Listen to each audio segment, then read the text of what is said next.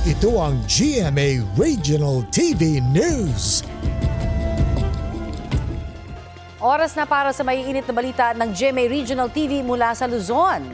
Patay ang isang motorcycle rider matapos maaksidente sa Urdaneta, Pangasinan. Chris, ano ang dahilan ng aksidente? Connie, nakasalpukan ng biktima ang isa pang motorcycle rider sa barangay Cabarwan. Ayon sa pulisya, dead on arrival sa ospital ang biktima matapos na mabagok ang ulo sa kalsada. Wala siyang suot na helmet pati na ang nakasalpukang rider.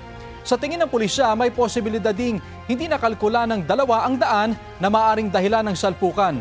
Patuloy namang ginagamot sa ospital ang dalawang sakay ng nakasalpukang motor ng biktima. Sinisika pang makuna ng pahayag ang kaanak ng nasawing rider at iba pang sangkot sa nangyari. Sa La Union naman, nailigtas sa muntikang pagkalunod ang isang babae habang lumalangoy sa dagat sa San Juan. Sa video, kita ang pagresponde ng tauhan ng Philippine Coast Guard sa 16 na taong gulang na hinahampas ng malalakas na alon. Nahila rin siya pabalik sa dalampasigan matapos na malapitan ng rescuer. Napansin ng Coast Guard personnel na nahihirapang makabalik sa dalampasigan ng biktima kaya agad siyang nagsagawa ng rescue operation.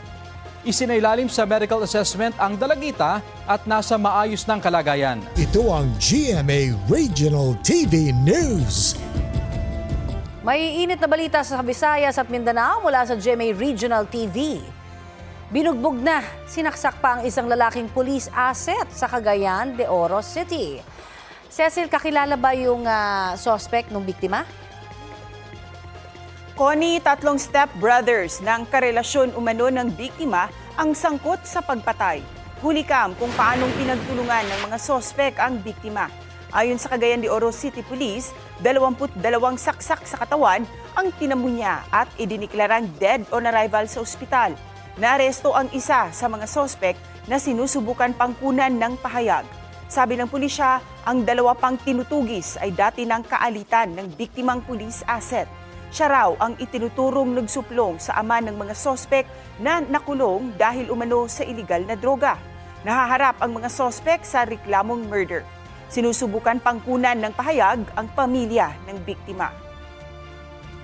Sa Sogod, Southern Leyte, nagpapagaling na sa ospital ang isang lalaki matapos matuklaw ng kobra sa isang universidad.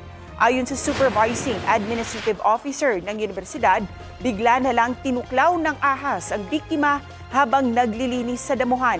Agad niyang napatay ang kobra. Remuspondi rin ang iba pa niyang kasamahan. Isinugod siya sa ospital at nabigyan ng anti-venom.